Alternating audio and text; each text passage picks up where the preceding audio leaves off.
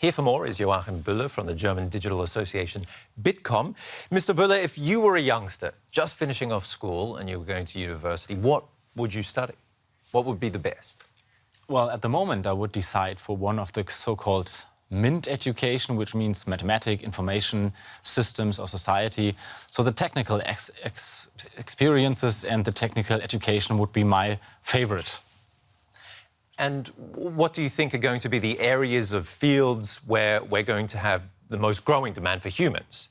Well, one of the most growing things at the moment is the job called data scientist. This is one who's using big data analytics and who can program and use it in the right way to develop new business models for the companies. OK, so we're going to need mathematics.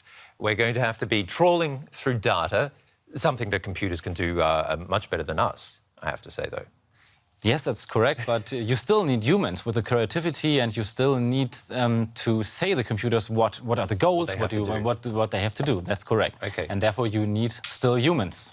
OK, making interactive robots as well. So not just robots that are working on their own, but working with each other and working with us depends on being able to copy a huge range of traits that we have evolved as humans. It's incredibly complicated, and this brings us into the field of artificial intelligence, of course. Yes. Tell us how far we're coming with the software sides of things with artificial intelligence. Well, artificial intelligence is one of the most trending topics at the moment, and we will see robotics, as you mentioned just in this movie here, that will, help us to make our human life better, to help us in operations, to help us to make our everything in your life easier, and we have to decide what can a computer do in the future and what can humans do. Mm-hmm. And this is the most interesting question at the moment. And it's happening now in classrooms in Japan, as we heard. Is it going to start happening in classrooms in Germany and elsewhere in the world? Well, elsewhere in the world is correct. In Germany, not. There's a study, the PISA study for digital education just came out in 2013. And there we Germans did not a very well job. We are just in the middle rankings. And in using digital media in schools, we are just at the bottom of the ranking. So there we have to do more to get a better educational system and to participate on this digital age. OK, we'll touch on education in a moment again, but what about retraining, first of all? A huge amount of our workforce is going to need that soon, aren't they? That's correct. In 10 years, for example, you need totally different qualification to work in the automotive sector than you need now. Yeah. You need more digital competences, and this is one of the biggest challenges that people are on the job has to deal with. How is that being handled by countries like Germany?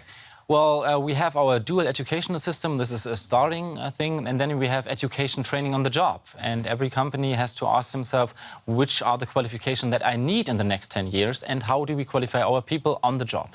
OK.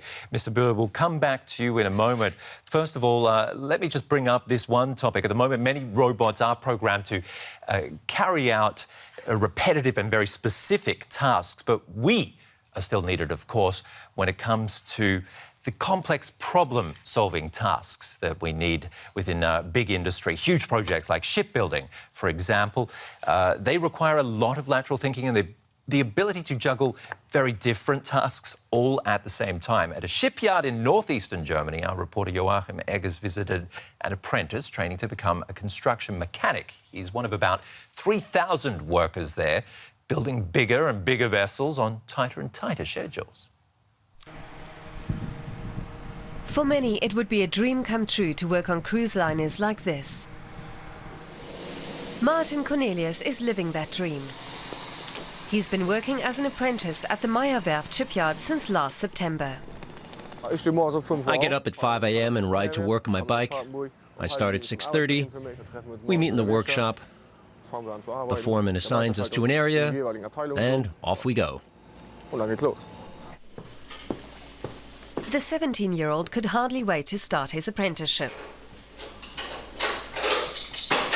The first two things he learned, wearing a helmet and protective goggles, is mandatory at all times. And, secondly, the shipyard is very big. He clocks up quite a few miles in a day. We'll walk through hall numbers 5 and 6 almost to the end, so I can show you where I'm working in the block assembly and what I do there.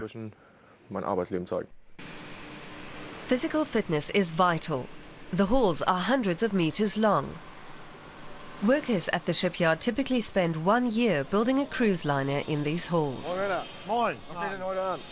Martin goes straight to his foreman. He hears that today's task is to install a porthole in one of the blocks.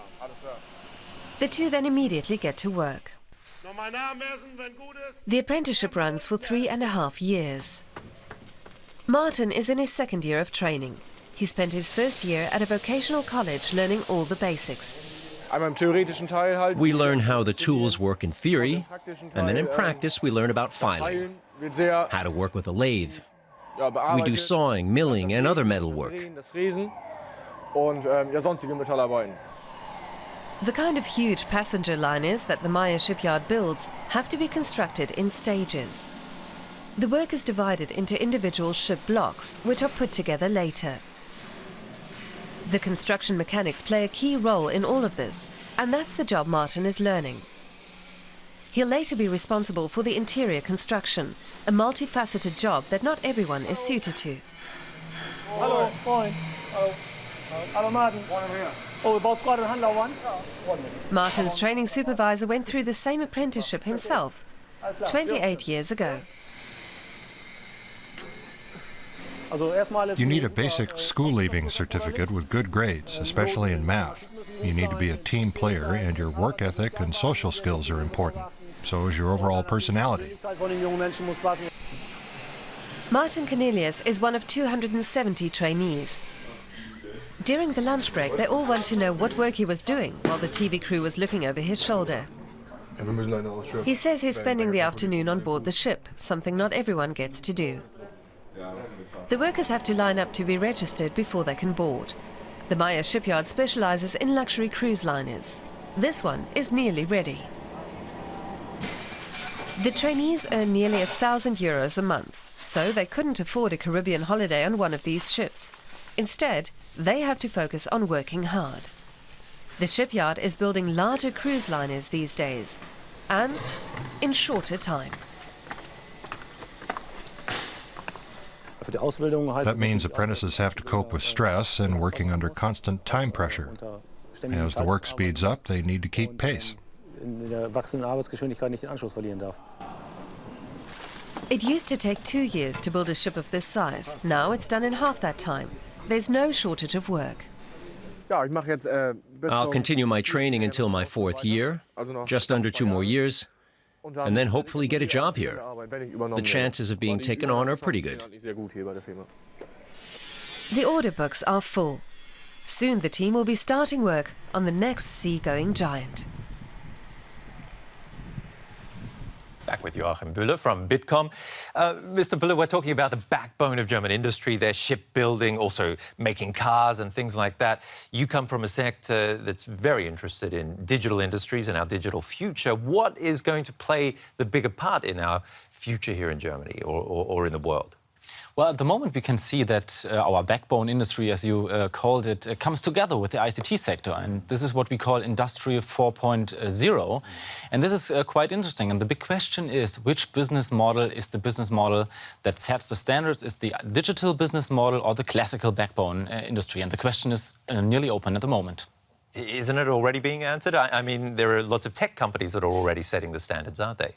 Yes, they are. And they're coming to more and more to our industrial backbone sectors. Okay. And you can see that tech companies they want to produce cars. As you see, Tesla in Silicon Valley who's building a classical car with an electric engine and a lot of IT in the car.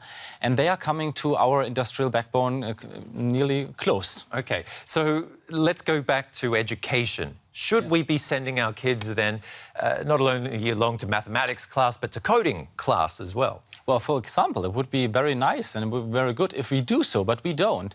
And the German educational system is not well prepared for the digital age. So what, there aren't any coding classes to go to, or what are you saying? Yes, there are no coding classes, for example. We don't have the technical infrastructure, we don't have the software, and we don't have the people who teach digital education. And there are other countries far away from us, for Estland, for example, or the United States. Mm-hmm. So the education system here is still about funneling the youth into industrial jobs and into these very basic sectors that are going to dramatically change very soon. Yes, there will be change, and when there are studies that say in the next 20 years, 60% of our jobs in Germany now, 60% are going to be away, or even they change. And our educational system at the moment is not really good prepared for that, and we have to face this situation. So what has to change with the education system? Well, first of all, we have to change our educational system from the basics until the high school, until the university. Everything has to be digital. The second is we have to reform our dual educational system. We have to have more digital competences. And at the third, we have to change our universities, and we have to set more digital standards there and prepare our people better for our labor market. I guess along with the rise of robots, we have to develop at some stage a working knowledge of their technology and not just be able to interact with them, but actually understand what they're going through to do whatever they're doing for us. Yes, we have to deal with these robotics on the one hand. On the other hand, we have to focus on our human talents like creativity or social aspect. For example, there will be a lot of jobs in the creativity sector or in the health sector, for example, where you have to deal with people. And dealing with people is the people's job, and it will be a people's job even if robotics are there. And just lastly, when you're talking about changing the education system and changing the way we think and how our industry is changing, what about investment? How is that changing? Because that is really going to play a big role here. Well, investing is changing at the moment, not in the classical industry sector, but in the ICT sector. If you see the most worth companies in the world, the top 5 are all digital companies, and this is where the future is going to be. Mr. Bühler, thank you very much for coming in today. Thank you very much.